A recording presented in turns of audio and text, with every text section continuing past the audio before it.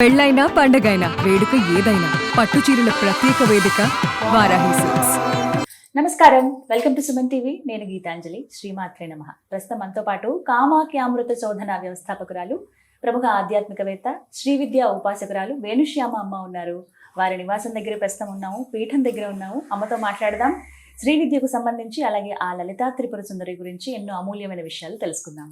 అమ్మ నమస్కారం. శ్రీమాత్రే నమః. అమ్మ, మనలో చాలా మందికి శత్రుబాధలు ఉంటాయి. అలాగే ఏదైనా పని చేయాలన్నా కూడా ఏదో సందిగ్ధత, అవుతుందో అవ్వదో ఇక్కడే అనేసుకుంటూ ఉంటాం. ఆ భయం వెంటాడుతూ ఉంటుంది. ఏదో ఏ పని చేయాలనుకుని ఏవో ఒక విఘ్నాలు, వీటన్నిటిని అమ్మ ఖచ్చితంగా నివారిస్తుందని చెప్పి విన్నాను. ప్రత్యేకంగా ఈ లక్ష్యంతో లలితా అమ్మవారిని ఏ విధంగా ఉపాసన చేయాలో తెలియచేస్తారా? తప్పకుండా. ఇక్కడ ఏంటి అంటే అమ్మవారిని కొలిచేటప్పుడు అసలు శత్రువులు ఎవరు అన్నది అర్థమైపోతుంది. ఎందుకు అంటే ఎక్కడ అసలు చాలామంది ఏంటి అంటే నాకు శత్రువులు ఉండకూడదు అని అంటే, నేను చాలా మంచిదాన్ని, నాకెవరు శత్రువులు ఉండకూడదు అంటారు. కానీ నిజంగా నేను మంచిదాన్ని అయితే మీరు నాకు ఎలా కనిపించాలి? మంచిగా కనిపించాలి. ఆలోచన ఉండదు. ఎందుకంటే నేను మంచిగా ఉంటే మీరు నాకు మంచి అనిపిస్తారు. ఎందుకంటే నేను ఎలా ఉంటే నా ప్రపంచం అలాగే ఉంటుంది. నాకు మీరు శత్రువులా అనిపిస్తున్నారు అని అంటే నేను నాలోనే అది ఉంది. ఇప్పుడు మీరు జల్సీ పడుతున్నారేమో అని నేను ఎప్పుడు అనుకుంటాను? ఆ జల్సీ నాలో ఉంటే. అంతే కదా. మీ కోపం ఏమో అని నేను ఎప్పుడు ఇప్పుడు అమ్మవారిని కూడా అలాగే అంటారు కదా, అమ్మవారు ఉపాసన చేస్తే కోపం వస్తుందండి అంటారు. ఆ కోపం అమ్మవారిలో ఉందా మనలో ఉందా? మనలోనే ఉంది, ఆవిడలో లేదు. అంటే ఎప్పుడైనా సరే ఒకటే, లోపాలని సరిదిద్దుకోవడం ఒక మార్గం, తప్పుల్ని ఎంచడం ఒక మార్గం. తప్పుల్ని ఎంచితే ఈ భూప్రపంచంలో మనకు ఒక్కళ్ళు కూడా మిత్రులు ఉండరు, ఎవరు ఫ్రెండ్స్ ఉండరు. వేలు పెట్టి చూపించారు. ఎందుకంటే ఇలా కూర్చున్నప్పుడు మీకు నేను తప్పు ఎంచాలి అంటే మీలో అన్ని తప్పులే కనిపిస్తాయి. ఎందుకు అది ఎక్కడుంది? ఇంతకీ నా బుర్రలో ఉంది ఆ తప్పు, మీలో లేదు. ఇక్కడికి వచ్చేసరికి లోపాలు తీసుకున్నాను. లోపాలు ఎప్పుడైతే తీసుకున్నానో నాలో ఏం తప్పు ఉంది అని వెతకడం మొదలు పెడతా. ఎప్పుడు నాలో తప్పు వెతుకుతున్నానో మీ ఎవరిలో తప్పులు నాకు కనిపించవు అసలు. అవే శత్రువులు. నా బలహీనతలు ఏంటో నాకు తెలుసు కదా.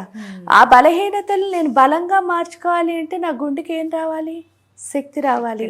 ఆ శక్తి ఎవరు అంటే అమ్మ. అందుకని లలితాదేవిని ఎంత బాగా ఎలా కొలిచినా సరే మీరు ఇష్టంగా కొలిస్తే చాలు, అంటే ప్రేమగా కొలిస్తే చాలు. అమ్మకి ఏం అక్కర్లే. అమ్మతో వ్యాపారం చేయకుండా ప్రేమ చేస్తే చాలు. ఏమవుతుంది అని అంటే ఆవిడ శక్తి మన లోపలికి వస్తుంది. ఇక్కడ ఒకటే, నిస్వార్థంగా చేయాలి. ఫస్ట్ అది ఇంపార్టెంట్. స్వార్థంతో ఏది చేయకూడదు. అంటే నాకు ఇది వచ్చేయాలి అది వచ్చేయాలి ఆశించి చేయకూడదు. కానీ మానవుల్లో ఉన్న లక్షణమే ఆశించడం, కానీ అమ్మలో ఉన్న లక్షణం ఇవ్వడం.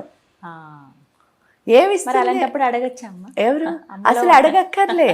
ఎందుకు అడగక్కర్లేదు అంటే, ఒక చిన్న ఏమీ లేదు, మన లైఫే. మన స్కూల్కి వెళుతున్నప్పుడు అన్నీ అమ్మ నాన్నే సమకూరుస్తున్నారు, కానీ మీ డెస్టినీని ఏం వాళ్ళు చేరటం లేదు, మీరే చేరాలి. మనమే చేరాలి. అలాగే నా కోరికతో దేవుడికి ఏం సంబంధం అసలు? నా కోరికను నేనే తీర్చుకోవాలి. కానీ ఆ కోరిక తీర్చుకోవడానికి కావాల్సిన శక్తి, అంటే ప్రొవిజన్స్ అన్నీ ఎవరు ఇస్తారంటే అమ్మే ఇస్తుంది. కాబట్టి ఆ ప్రొవిజన్స్ ఆల్రెడీ వచ్చేసాయి. మనకి ఇవ్వాల్సిన దానికంటే ఎక్కువ ఇచ్చేశారు. ఇచ్చిన దాన్ని ఎందుకంటే లక్ష్మీదేవి యొక్క తత్వమే అది. మీరు చూస్తే లక్ష్మి ఎప్పుడూ రీసోర్సులు ఇస్తూనే ఉంటుంది. ఆఖరికి మనం చనిపోయి ఒక్క నిమిషం ముందు వరకు మనకు రీసోర్స్ ఇస్తుంది. ఆ ఇచ్చిన రీసోర్స్ నాదే అని అర్థం చేసుకుని ఎవరైతే దాన్ని ముందుకు తీసుకెళ్తారో వాళ్ళ లైఫ్లో ఏమవుతారు? సక్సెస్ అవుతారు. నాది అని ఎవరైతే తెలుసుకోరో, అంటే చాలా మందికి ఏంటంటే ప్లేట్లో చక్కగా అన్నం పెట్టి కూర పెట్టి పప్పు పెడితే కలుపుకొని తినడం కూడా చాలా బద్ధకం. బట్ అదే నాకు వచ్చిన అన్నం అనుకుంటాం. కానీ మీరు నాకు బియ్యం తెచ్చిచ్చారనుకోండి, నాకు అన్నం వచ్చినట్ట రానట్ట? నేను వండుకుంటే అన్నం అవుతుంది కదా అది. అవుతుంది ఖచ్చితంగా. కానీ మనం ఏమనుకుంటున్నాం, దాని ప్రతికూల పరిస్థితి అనుకుంటాను. అదే మీరు అన్నం పెడితే నాకు అన్నం పెట్టారు అనుకుంటున్నాను. అన్నం చూస్తా. ఇక్కడ వచ్చేసరికి రాగా వచ్చింది మనకు నచ్చినట్టు. ఇప్పుడు బంగారం ఉందమ్మా, ఆ బంగారం భూమిలోంచి తీయగానే మనం పెట్టుకోవడానికి అందంగా ఉండే వస్తువు కనిపిస్తుందా మనకు అందులో?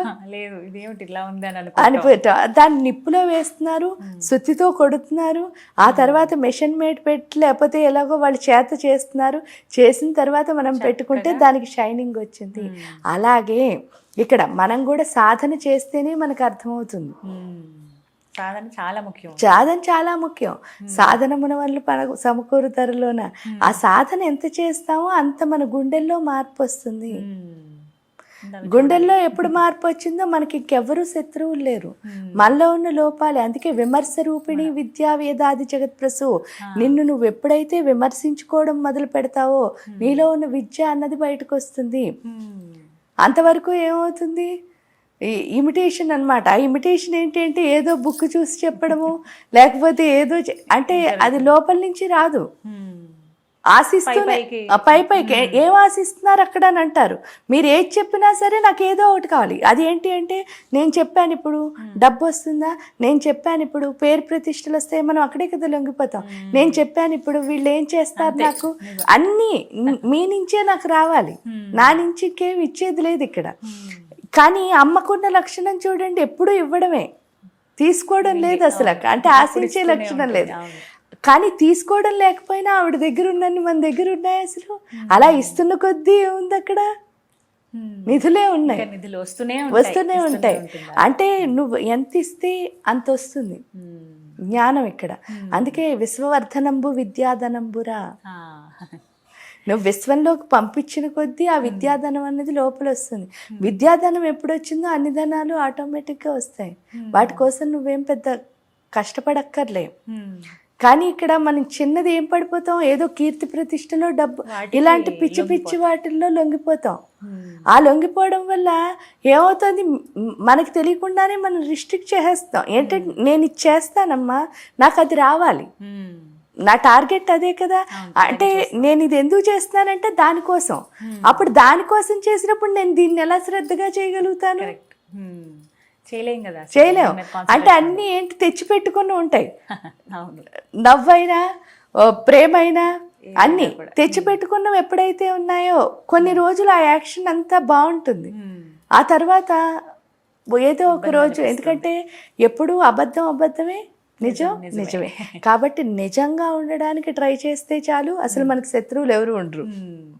ఈ భయం బాధలు ఏముండవు. మనం నిజంగా ఉంటే చాలు, ఏముండవు.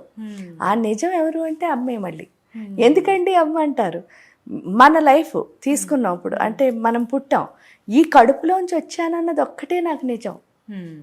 మిగతావన్నీ నమ్మకాలే. తండ్రి లేకపోతే ఈ చుట్టాలు ఎవరైనా కానివ్వండి, ప్రకృతి అంతా నమ్మకమే.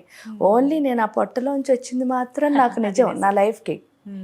అంటే మన లైఫ్ మొత్తానికి మన తల్లి అంటే ఈ మీకు నాకు కాదు, ఈ సృష్టిలో ఉన్న ప్రతి జీవికి, అది ఒక పక్షి అవ్వచ్చు, లేకపోతే ఒక కోతి అవ్వచ్చు, ఒక కుక్క అవ్వచ్చు, ఒక మనిషి అవ్వచ్చు, ఒక స్త్రీ అవ్వచ్చు, ప్రతి ఒక్కళ్ళకి కూడా అమ్మ తప్ప ఇంకేమీ నిజం లేదు. అలాంటిది ఆ నిజాన్ని మనం మన లోపలికి తెచ్చుకుంటాం అనుకోండి, మనం నిజంగా ఉంటాం.